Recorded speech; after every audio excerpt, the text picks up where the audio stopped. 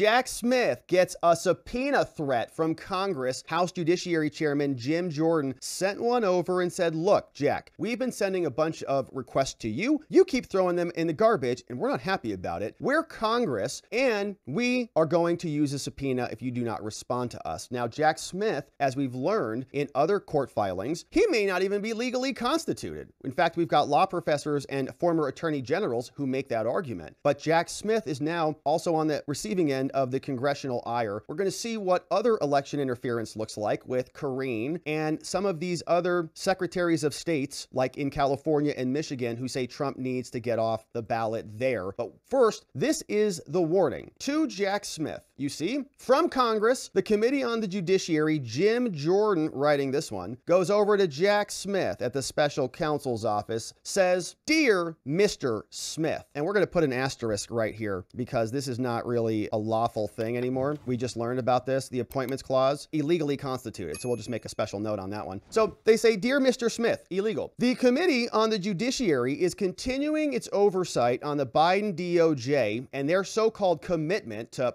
impartial justice in its handling of the unprecedented investigation and the prosecution of Biden's chief political opponent in the upcoming presidential election." You remember that case? In June 2023, we wrote to Attorney General Merrick Garland, and we were requesting information on your office's use of the FBI. Were you using the FBI personnel? Were you using unredacted copies? We also want unredacted copies of documents that are related to your appointment as special counsel. Woo!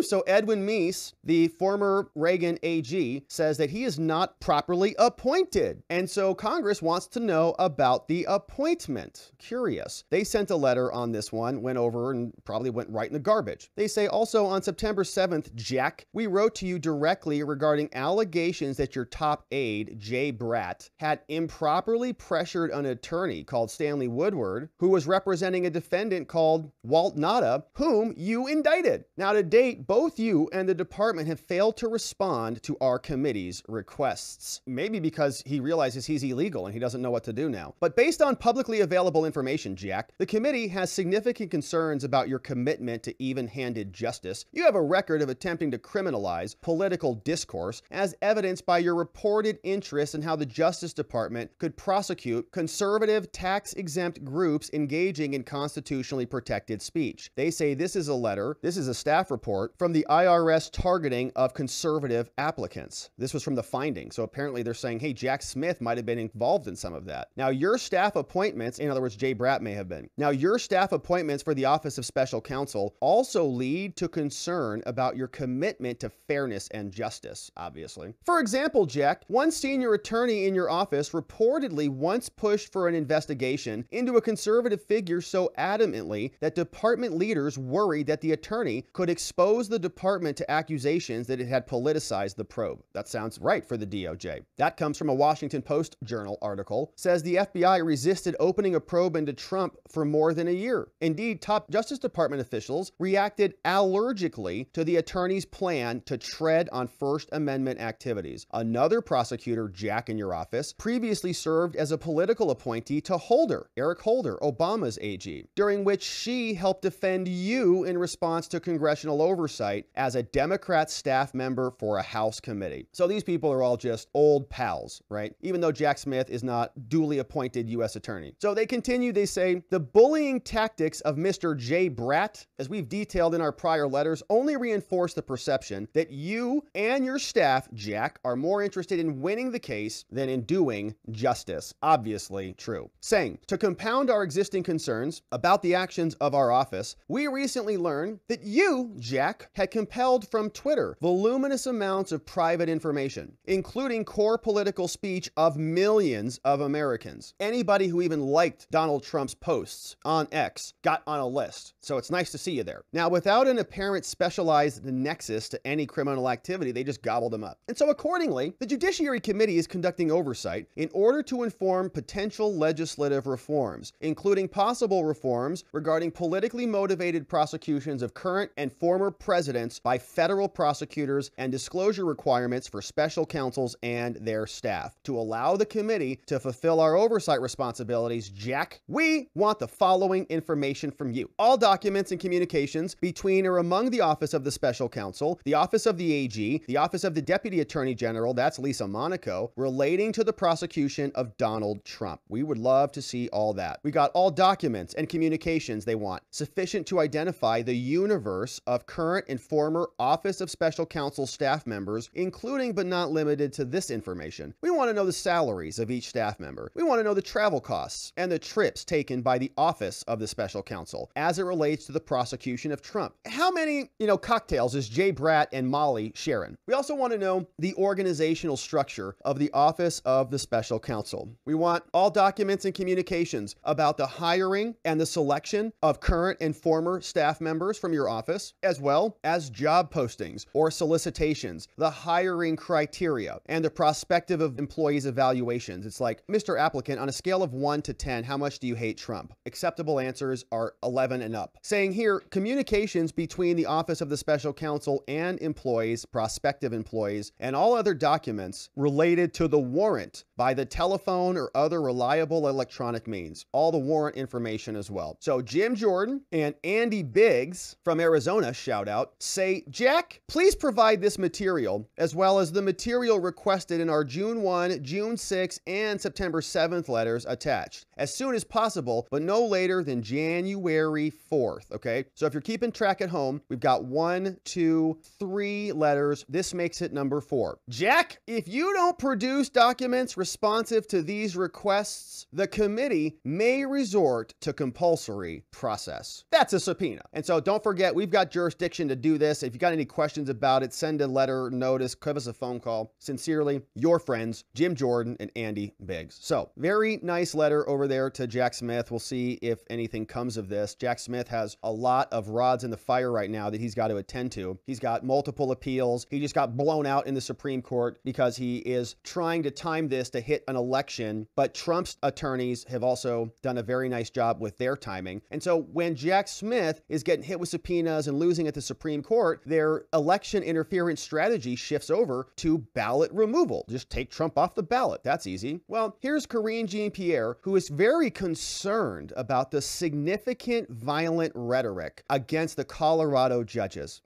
Anything that is done in the sake of democracy to save democracy is not anything that you can possibly criticize. If you criticize these judges for the most anti-democratic opinion that's ever come out in my life, maybe ever, is them. It's their opinion. And now if you dare condemn it or criticize it, maybe you're going to end up on another watch list, on some other list from the FBI. White House have a response to this significant violent rhetoric that targeted the Colorado Supreme Court justices, and Democrats following that ruling would keep Donald Trump off the ballot there. Some of that violent rhetoric has come directly in response to his own posts on social media, but there were concerns raised about that, and that's spreading on social media. On violent language and rhetoric in response to that, targeting specifically the Supreme Court justices in Colorado. Well, we've been always very clear. Any intimidation, any violent rhetoric or violence, we're certainly going to denounce that and say it's inappropriate. They're going to denounce that. It's not appropriate, and that's fine, right? I agree with that. The significant violent rhetoric is, violent rhetoric is not good. It's already illegal. It's already criminal. It's already called threatening and harassment in most states. There's different permutations of threatening a public official or something like that. It's already illegal. And so if they even come close to trying to, I guess, what are they going to do? Gag 1.3 million Coloradans who are upset that their right to vote for their candidate was stripped away from them. So that's happening in Colorado because they need to get Trump off. And as we predicted, the domino effect is going to be well underway. In California, the lieutenant governor there, we've already read her letter where she thought that the actual age requirement for presidency was 40. That's who we're dealing with. She's responding and saying that, yeah, we need to look into this. She says for the courts and the court in Colorado to make a determination determination, that means we got to do the same thing in California. Here's what she sounded like over on CNN. We are in uncharted territory in our country, and the decision out of Colorado is a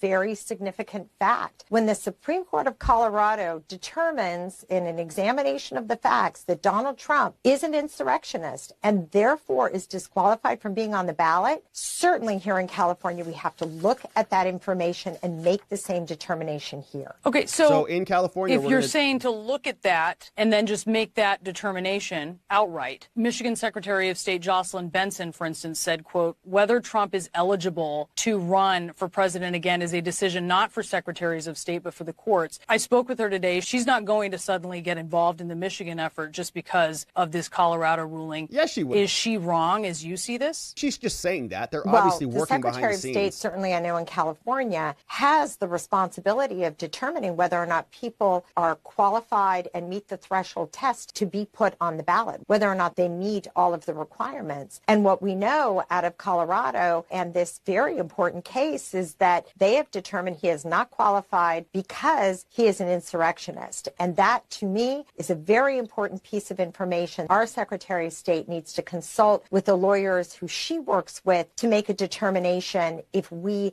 need to use that as a justification here. On that issue of being an insurrectionist, your letter says, quote, the Constitution is clear. You must be 35 years old and not be an insurrectionist to run for president. Is it really that clear, though, if it is going to require, as we expect it will, the Supreme Court to weigh in? Well, that's going to be part of the process as well. Look, this is all about our system of rule of law, and we have never remotely had anyone running for president or be a front runner for president who could come close to be considered an insurrectionist. But we all know what happened back on that terrible day when the Capitol was overrun. We all know the information that has come out since. And so for this Supreme Court in Colorado to evaluate those facts, make that determination, that is very material. You know, it doesn't say you have to go through a legal process and be convicted as an insurrectionist. So that has to be weighed into this as well. Okay, so you see what they're doing, right? They're all plotting to get rid of him, and they're all just kind of hemming around the main issue. Like, they want him gone. And it's our responsibility. Just like anybody who's under the age of 35, that lady, wouldn't be allowed, that we got a responsibility to investigate it. And so this is over in Michigan, and they're talking about some possibilities there as well with Wolf. Joining us now, Representative Alyssa Slotkin, Democrat of Michigan and a key member of the House Armed Services Committee. Congresswoman, thanks so much for joining us. Do you believe Trump's conduct on January 6th disqualifies him from holding office? And would you be comfortable with a court, not voters, with a court making that decision? Well, I mean, I think I was fascinated by your last segment. I didn't know that history, and this is why I do think it is in the hands of the courts, right? And Colorado obviously knew what they were doing when they put this case together, trying to push to have this metered out in federal court, and now it will be. So I personally don't know the answer between the 14th Amendment and everything else that was just cited. So I think it makes sense. Frankly, in Colorado, we've got similar cases going on here in Michigan and other states to let the courts meter this out. Let the courts do it. So that's the new talking point. Like, no.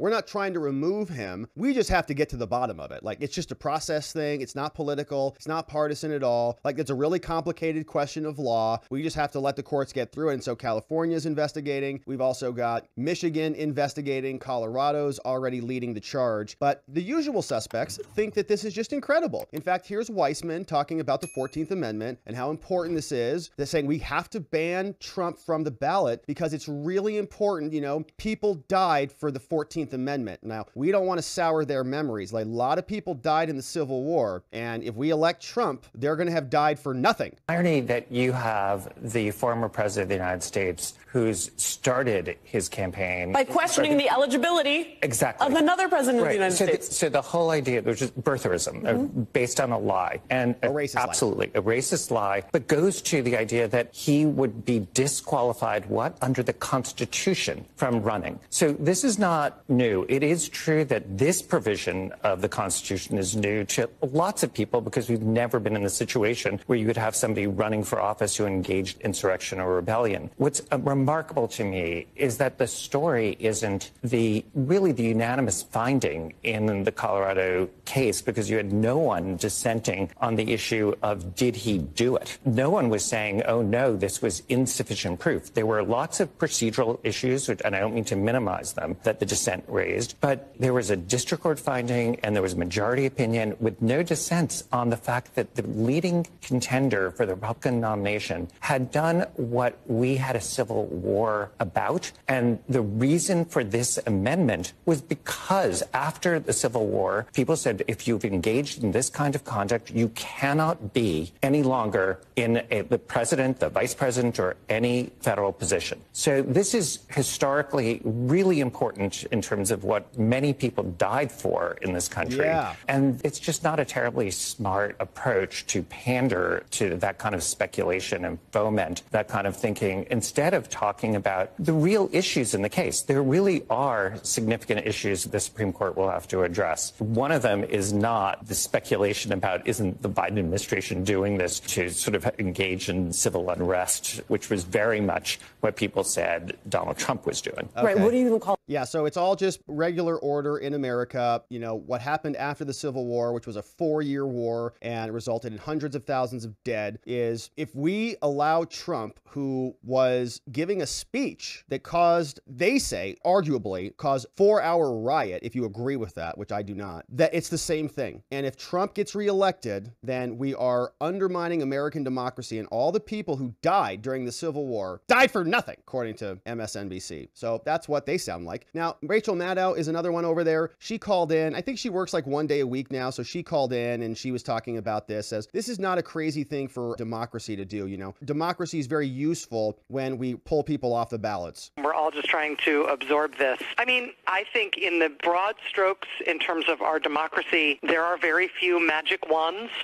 There are very few sort of, magic spells that you cast that make a complex and difficult problem go away. It just doesn't happen very often in our political system. And I think that we shouldn't be under any illusions about the character and the partisan inclinations, among other things, of this current Supreme Court as it is constituted. Okay, so they're partisan. The Supreme Court is partisan. The lower level Colorado court is not. The Colorado Supreme Court is not, right? All of those courts are just doing due process, even though they're all Democrats and they were appointed by Democrats, and they're all, it seems to be Democrats just constantly taking out Trump. So that's Rachel Maddow. Not a big surprise there. Now, something that I saw which was very fun is this update from Representative Higgins. Representative Higgins posted this on X, and this is fun. He says, here's a new law. You want to play this stupid game? He says, how about I introduce this resolution? If any state in our union blocks the official nominee of a major political party from the presidential ballot, their electoral slate will not be counted by Congress on the following January 6th. How about that? Play stupid games, win stupid prizes. Have a very MAGA Christmas from Representative Higgins. MAGA Christmas to you back there, Representative. And so here is what his law says. He says, we'll introduce this one. We're going to amend Title III of the U.S. Code. And here's what it'll say. Under the Electoral Count Act, that the vote of an elector of a state shall not be counted if, with respect to the election for president, the state did not include on the ballot in the state a candidate for president who was nominated by a major political party and for other purposes. Your electoral votes go to zero. Saying, be it enacted that we'll do this. In general, they'll insert this. They'll say, if with respect to the state of the elector in question, a candidate for president who was nominated by a major political party, if he did not appear on the ballot, after shall not be counted, they'll say, they give us some definitions. That's it right there. Shall not be counted. It's amended by adding to the end. For the purposes of this section, the definition of major political party has the meaning given by the same IRS, right? So if you don't put someone on the ballot, then your electoral count votes shall not be counted. So Colorado, thanks, you get 0. California, thanks, you get 0. Michigan, thanks, you get 0 if you do that, which might be a good way to play. So Representative Higgins keeps the pressure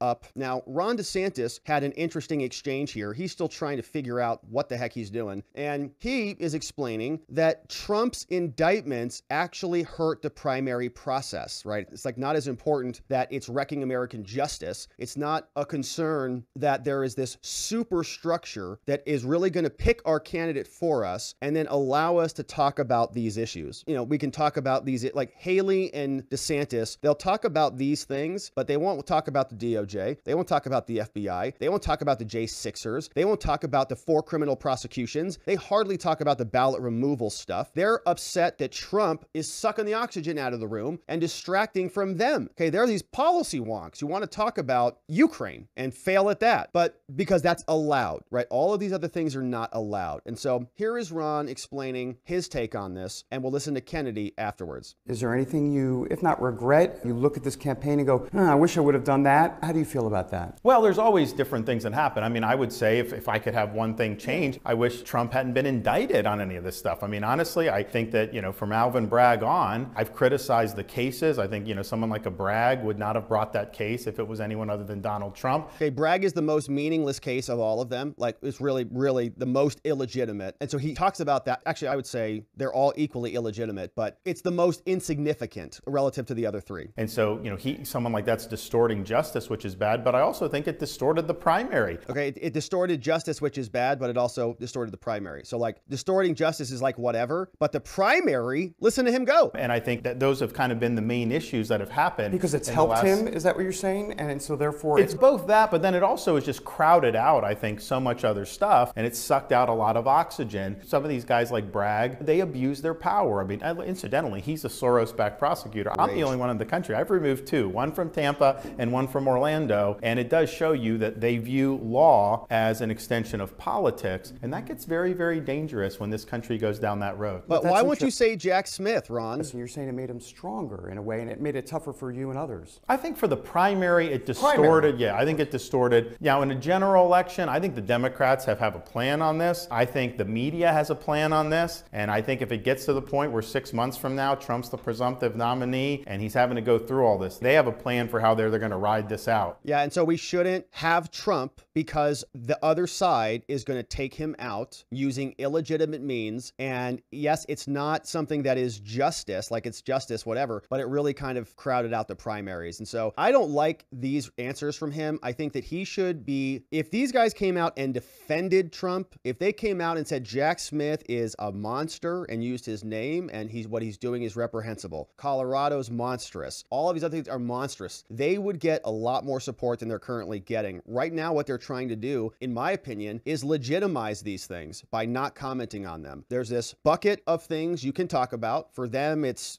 policy, it's all the woke stuff, it's the Disney crap, it's TikTok stuff, a bunch of meaningless stuff. It's important stuff. It's stuff that is sub to the main issue, okay? Because if we can't even pick our candidate, if the Democrats can just indict you and you're off the field, it doesn't matter what other issues we talk about, okay? All of the other issues are irrelevant because they pick your top person. So who cares what the issues are? Because it's their person. They just take out the one who's on top. So Ron DeSantis, more disappointing by the day, but this is Kennedy who came out and gave a much better answer, very clear, just says this is ridiculous, never seen anything like it, reprehensible. He was on with Charlie Kirk, who does great work, of course, the chief nerd, clipped this one for us, and Kirk asks him about this, and Kennedy responds. Speaking of ballot access, and you've spoken out about this, the Colorado Supreme Court recently said Donald Trump's not allowed on the ballot because he allegedly, they say he engaged in insurrection or rebellion. What is your reaction? One of the craziest decisions that I've seen, and it's terrible. I mean, it's just terrible. People, half the country wants to vote for Donald Trump, somewhere around half. Yeah. And, if another country did that, like Pakistan or Iran or... We would sanction them. Yeah, we'd say that's not really a democracy. But, we're doing it now. Listen, I'm not a huge fan of Donald Trump. That's why I'm running against him. I don't want to beat him in a fixed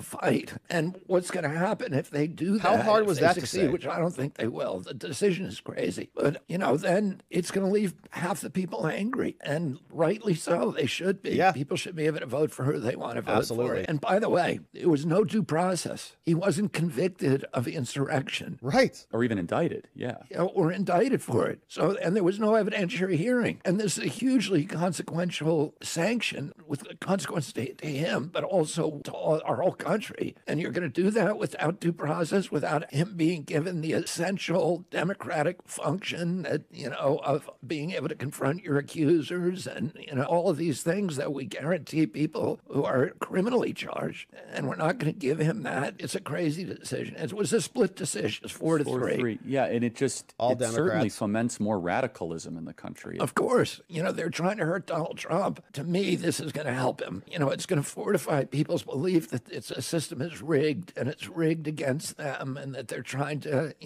they're trying to screw the little guy. They are trying to screw the little guy, including 1.3 million Coloradans. And that's just the tip of the iceberg, right? We're all Coloradans now because they're trying to silence all of us. Now, that was not complicated. I don't know what's so hard about saying that across the board. It's absolutely true. Why can't Ron cobble together that statement? Why can't Nikki Haley do it? It's because they want him removed, because they want the number one off so that number two can be in there. And that is disqualifying on its own. So that is Kennedy explaining that, Ron having a hard time. But Jack Smith gets threatened with another subpoena from Jim Jordan and the Judiciary Committee. The lawfare against Trump wages on, and we'll be here to continue to cover it, my friends. Thanks for heading on over to our website, robertgovea.com, and check out our shop where you can get one of the latest hats, the Watcher hat. Learn more about the actual logo here. It's a beautiful watcher. It's Libertas. It's Justitia. It has all the sword, the shield, to cut through the bonds of ignorance with the sword, and it's a lot of fun. It's a great way to support the show, and we appreciate you checking it out, robertgovea.com. We'll be here covering the Jack Smith saga and more, my friends, so hopefully you join us as we do. Thanks for subscribing, and we'll see you right back here on the next one.